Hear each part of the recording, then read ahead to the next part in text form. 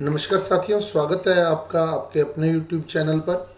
साथियों, आज हम बात करने वाले हैं राजस्थान का एकीकरण। उससे संबंधित महत्वपूर्ण प्रश्नों की राजस्थान के एकीकरण का वीडियो मैं पहले डाल चुका हूं। यदि आपने वो वीडियो अभी तक नहीं देखा है तो डिस्क्रिप्शन बॉक्स में दिए गए लिंक के माध्यम से आप उस वीडियो को देख लें। उसके बाद ये क्वेश्चन आंसर जो हैं वो सॉल्व करें, ताकि आपको थोड़ा जो है बेनिफिट हो सके। अब हम बात करने वाले हैं राजस्थान के एकीकरण से संबंधित महत्वपूर्ण प्रश्नों की।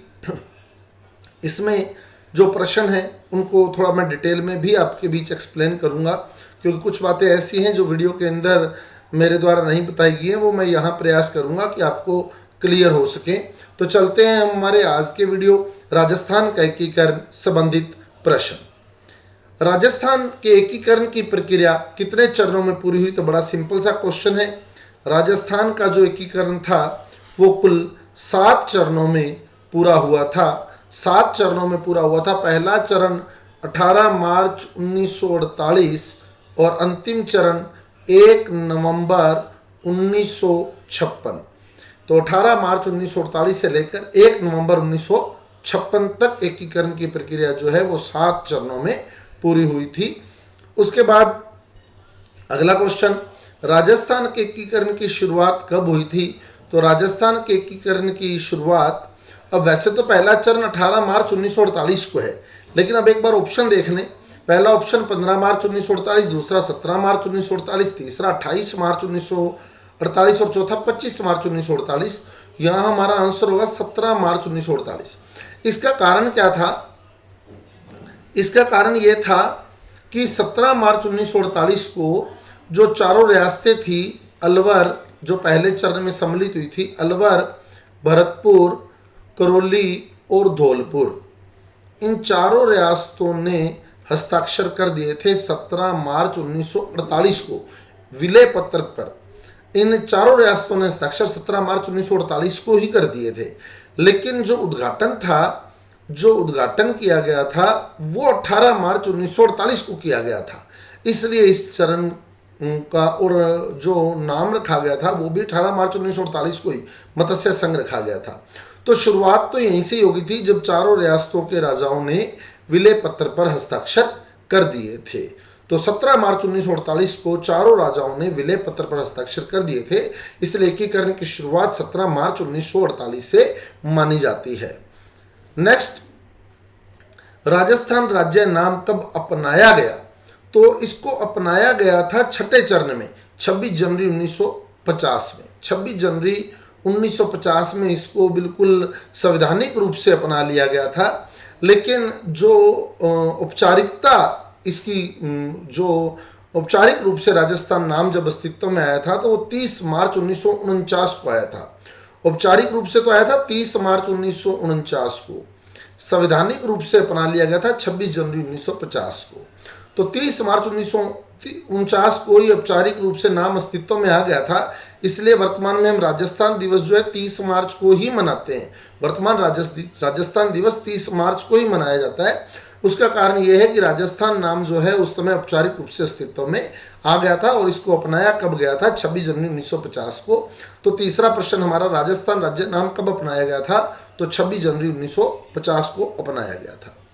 अगला क्वेश्चन, राजस्थान के एकीकरण के समय भारत के गृह मंत्री कौन थे? तो हमारे पहले गृह मंत्री जो थे वो सरदार वल्लभ भाई पटेल। तो बी ऑप्शन करेक्ट है, सरदार वल्लभ भाई पटेल। मत्स्य संघ, तो पहले चरण में मत्स्य संघ बना था। तो अलवर, भरतपुर, करौली और धौलपुर, 4 रियासतों को मिलाकर अलवर, भरतपुर, करौली और धौलपुर, ए ऑप्शन करेक्ट है आपका। अगला क्वेश्चन, राजस्थान का एकीकरण किस दिन पूरी तरह से संपन्न हुआ था? तो 7वां चरण हमने पहले ही बात की, अंतिम चरण 1 नवंबर 1956 को पूरा हुआ था। तो छठे का ए ऑप्शन आ जाएगा। कौन सी रियासत सबसे अंतिम में राजस्थान में शामिल हुई थी? तो सबसे अंतिम में जो रियासत शामिल हुई थी छठे चरण में, सिरोही शामिल हुई थी।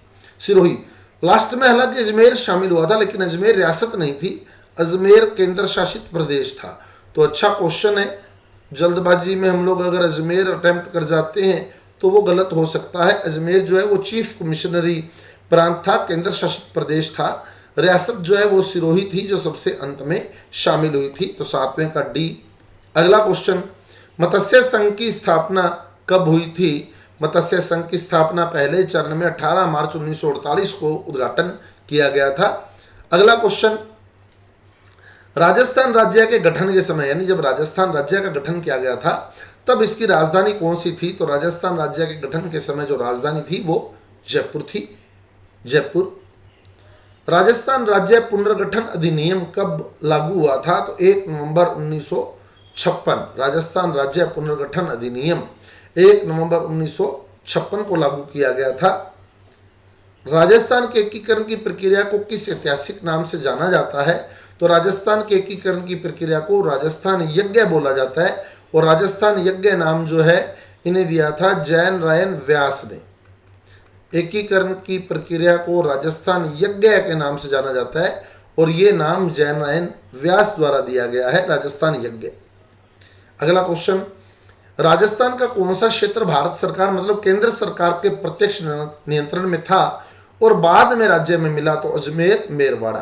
अजमेर मेरवाड़ा केंद्र सरकार के प्रत्यक्ष नियंत्रण में था, भारत सरकार के प्रत्यक्ष नियंत्रण में था और बाद में राज्य में मिला था। अगला क्वेश्चन, राजस्थान में कुल कितनी देशी रियासतों का एकीकरण हुआ था?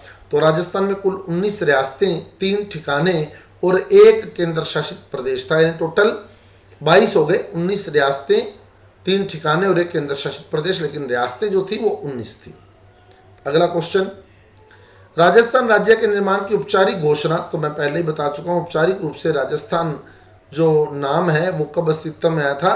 30 मार्च 1949 को अस्तित्व में आया था। तो राजस्थान राज्य के निर्माण की औपचारिक घोषणा 30 मार्च 1949 को ही हो गई थी, इसीलिए हम राजस्थान दिवस जो है वो 30 मार्च को मनाते हैं। अगला क्वेश्चन, राजस्थान के एकीकरण की प्रक्रिया किस ऐतिहासिक अवधि में हुई थी? तो ऑप्शन के अकॉर्डिंग राजस्थान के एकीकरण की प्रक्रिया 1947 से लेकर 1956 की ऐतिहासिक अवधि के बीच हुई थी, क्योंकि 1947 में जो है वो माउंटबेटन योजना आती है, हमने पहले भी डिस्कस किया है। जून 1947 में माउंटबेटन योजना आती है कि जो रियासत राजस्थान में भारत में रहना चाहती है वो भारत में आ जाए, जो पाकिस्तान में जाना चाहती है वो पाकिस्तान में चली जाए, जो स्वतंत्र अस्तित्व चाहती है वो स्वतंत्र अस्तित्व रख ले। तो यहीं से ही एकीकरण की शुरुआत जो है वो मानी जाती है। तो स्वतंत्रता जब हमें मिली थी तभी से ये रियासतों के एकीकरण का विभाग जो है वो बन गया था।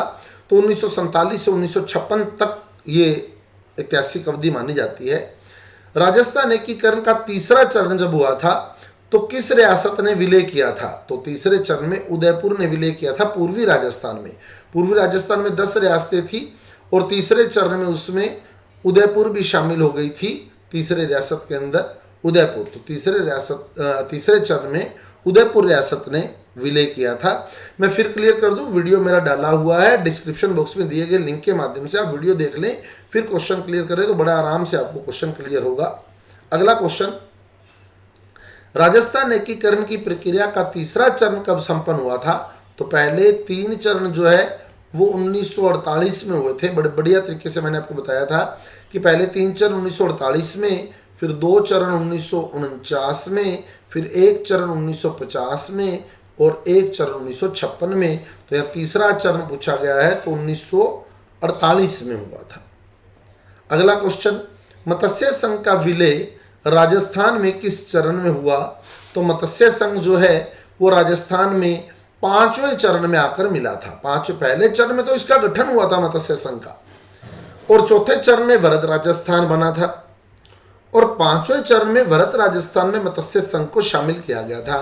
मतलब मत्स्य संघ का विलय राजस्थान में 5वें चरण में हुआ था। अगला क्वेश्चन, राजस्थान के एकीकरण के दौरान कौन से क्षेत्र बॉम्बे राज्य से लेकर राजस्थान में शामिल किए गए थे? तो बॉम्बे प्रांत के अंदर मैं बता दूं आपको, बॉम्बे जो प्रांत था उसके अंदर सिरोही हमारा बॉम्बे प्रांत में शामिल था। तो सिरोही के जो क्षेत्र थे, आबू और दिलवाड़ा को छोड़कर, हमने छठे चरण में पढ़ा था, बाकी सारा सिरोही राजस्थान में आ गया था आबू और दिलवाड़ा को छोड़कर, और आबू और दिलवाड़ा को हमने 7वें चरण में लिया था। तो आबू और दिलवाड़ा वाला ही 7वें चरण में आएगा, आबू और दिलवाड़ा वाला ही आएगा 7वें चरण में, ठीक है। तो एकीकरण में बॉम्बे क्षेत्र से लेकर राजस्थान में जो शामिल किया गया था वो आबू और दिलवाड़ा, क्योंकि बाकी सिरोही तो छठे चरण में आ गया था, आबू और दिलवाड़ा जो है वो बॉम्बे क्षेत्र में रह गया था, तो उसको जो है वो 7वें चरण में लिया गया था। तो बॉम्बे राज्य से जो क्षेत्र लिया गया था राजस्थान के एकीकरण के दौरान, वो सिरोही लिया गया था, सिरोही, ठीक है। आबू जो है वो 7वें चरण में शामिल हुआ था, तो सिरोही जो है वो बॉम्बे प्रांत से लिया गया था। इंपॉर्टेंट है, बॉम्बे प्रांत से कौन सी रियासत ली गई थी, तो बॉम्बे प्रांत से सिरोही रियासत जो है वो ली गई थी। अगला क्वेश्चन, राजस्थान के एकीकरण के दौरान रियासतों के शासकों को क्या सुविधा दी गई थी, तो राजस्थान के एकीकरण के दौरान पूरे भारत में जब एकीकरण हुआ था रियासतों का, तो विशेष अधिकार राजाओं को दिए गए थे, भत्ते दिए गए थे जीवन निर्वाह के लिए। जो भत्ते दिए जाते थे, प्रीवी पर्स बोला जाता था उनको, प्रीवी पर्स, ये निर्वाह के लिए राजाओं को राशि दी जाती थी, जिसमें सबसे ज़्यादा राशि जो थी वो जयपुर रियासत के राजा को दी गई थी, 18 लाख रुपए। राजस्थान में अगर सबसे ज़्यादा राशि थी तो वो जयपुर रियासत के राजा को थी 18 लाख रुपए। 18 लाख रुपए जयपुर रियासत के राजा को दिए जाते थे, 18 लाख रुपए। और ये जो प्रीवी पर्स था, इसको समाप्त किया गया था 1971 में, 26वां संविधान संशोधन, इंपॉर्टेंट है, नोट कीजिएगा, 26वां संविधान संशोधन, 26वां संविधान संशोधन हुआ था 1971 में। तो 1971 में ये प्रीवी पर्स जो है समाप्त किया गया था 26वें संविधान संशोधन के द्वारा 1971 के अंदर। और इससे संबंधित जो अनुच्छेद थे प्रीवी पर्स के से संबंधित 291 और 362 राजाओं से संबंधित विशेषाधिकार थे, 291 और 362, ये अनुच्छेद जो है ये विलुप्त कर दिए गए थे, खत्म कर दिए गए थे। 291 और 362 जिसमें राजाओं को विशेष अधिकार प्राप्त था, वो तथ्य जो है वो विलुप्त किए गए थे अनुच्छेद 291 और 362 के। और ये संविधान संशोधन जो था वो 26वां संविधान संशोधन था, 1971 में हुआ था। तो प्रीवी पर्स की समाप्ति 1971 के अंदर की गई थी 26वें संविधान संशोधन के द्वारा। तो ये था साथियों हमारा आज का वीडियो, जिसमें हमने राजस्थान के एकीकरण से संबंधित महत्वपूर्ण प्रश्नों को डिस्कस किया। आने वाला वीडियो मेरा नदियों पर चल रहा है, जिसका पहला पार्ट मैं अपलोड कर चुका हूं, तो आपको मैं नेक्स्ट वीडियो के अंदर बाकी की नदियां जो हैं वो क्लियर करने वाला हूं। तो अगर आपको हमारे वीडियो आपके लिए लाभदायक लग रहा है कि कंपटीशन में कुछ ना कुछ बेनिफिट इनसे होने वाला है, तो कृपया हमारे वीडियो को लाइक कीजिए, शेयर कीजिए और हमारे चैनल को सब्सक्राइब कीजिए। साथ ही साथ बेल आइकन का बटन भी ऑन कर दीजिए, ताकि आने वाले वीडियो का नोटिफिकेशन आपको नोटिफिकेशन बॉक्स में मिल सके। मिलते हैं अगले वीडियो में। जय हिंद, जय भारत।